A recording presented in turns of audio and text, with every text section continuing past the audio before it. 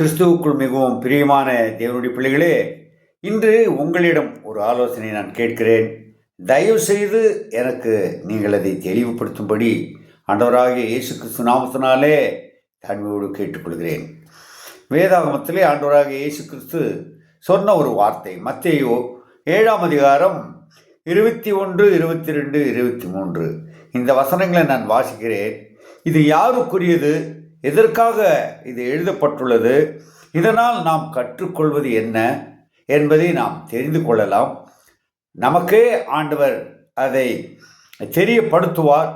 ஒருவேளை உங்களுக்கு வேறு ஏதாவது இதை குறித்து கருத்து இருந்தால் உங்களுடைய போதகர்கள், உங்களுடைய கிறிஸ்தவ தலைவர்கள் அல்லது தெரிந்தவர்களுக்கு நீங்கள் இதை சொல்லி தயவு செய்து எனக்கு தெரியப்படுத்துங்கள். ஒருவேளை என்னுடைய பிரசங்கத்திலே தவறுகள் இருந்தால் நான் திருத்திக் கொள்ள அது வாய்ப்பு உண்டு. அந்த வசனத்தை நான் இப்பொழுது வாசிக்கிறேன்.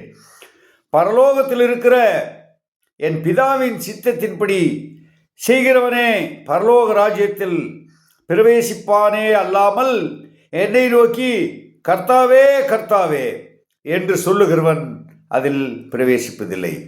7ஆம் அதிகாரம் 22ஆம் வசனம். அந்நாளில் அநேகர் என்னை நோக்கி கர்த்தாவே கர்த்தாவே, நான் உமது நாமத்தினாலே தீர்க்க தரிசனம் உரைத்தோம் அல்லவா, உமது நாமத்தினாலே பிசாசுகளை துரத்தினோம் அல்லவா, உமது நாமத்தினாலே அநேக அற்புதங்களை செய்தோம் அல்லவா என்பார்கள். அப்பொழுது நான் ஒரு காலம் உங்களை அறியவில்லை, அக்கிரம செய்கைக்காரரே என்னை விட்டு அகன்று போங்கள் என்று அவர்களுக்கு சொல்லுவேன் என்று ஆண்டவர் சொல்கிறார். அக்கிரம செய்கை எது? அற்புதம் செய்வது அக்கிரமமா? அடையாளம் செய்வது அக்கிரமமா? கர்த்தாவே கர்த்தாவே என்று சொல்லி கூறுவது அக்கிரமமா? அப்படியானால் ஏன் ஆண்டவர் இந்த வார்த்தை, கடுமையான வார்த்தையை உபயோகப்படுத்துகிறார்? அருமையான தேவனுடைய பிள்ளைகளே, நீங்கள் சிந்தியுங்கள்.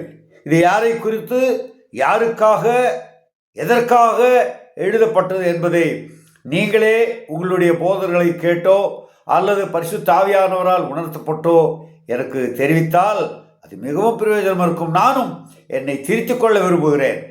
கர்த்தர் தாமே உங்களை ஆசீர்வதிப்பாராக. ஒருவேளை தேவனுக்கு சித்தமானால் உங்களுடைய பதிலில் வந்த பிறகு இந்த வசனத்தின் செய்தி எதற்காக சொல்லப்பட்டது என்பதை நான் உங்களுக்கு சொல்ல விரும்புகிறேன். தேவன் உங்களை ஆசீர்வதிப்பாராக. ஆமென்.